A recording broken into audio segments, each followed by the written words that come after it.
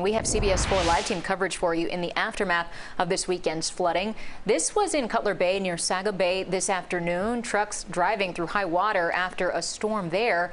More widespread sewage issues prompting a no-swim advisory for a number of beaches. CBS 4's Peter Dench spoke with the Deputy Director of Miami-Dade Water and Sewer and Miami Mayor Francis Suarez. Peter is live in Miami with the very latest. Peter. Well, Elliot and Lauren, the Miami-Dade Water and Sewer Department says they were prepared, but were somewhat overwhelmed by all this rain in such a short period of time. The concerns also prompted the Miami mayor to visit this area that flooded and where this pump has been running nonstop.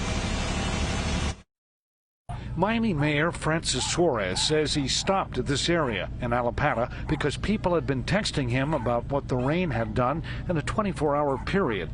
This needs a big project. This is a $50 million project from what my staff is telling me because the water level is the level is so low, right? The elevation is so low. This needs 2 pumps. Which are high capital expenses.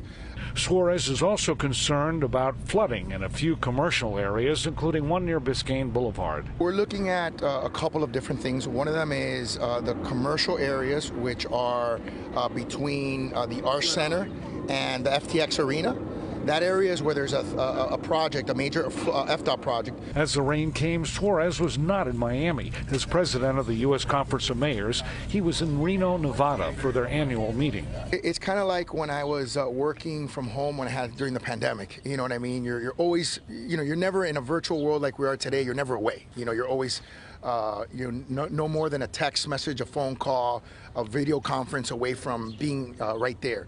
The Miami-Dade Water and Sewer Department has been coping with sewage overflows in a number of areas, from Little River to this neighborhood in Miami Lakes, where the sign said danger, contaminated water. I believe we received between 11 and 12 inches in a period of 24 hours. Deputy Director of Operations Jose Cueto says there were no infrastructure or equipment failures or power outages, and service was not interrupted. However, because of that great volume of rain over a very short period of time and the associated flooding, the system is just not built for that much water.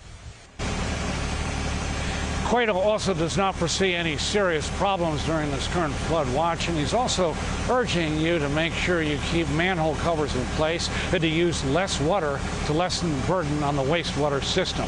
We are live in Miami. Peter Dench, CBS 4 News.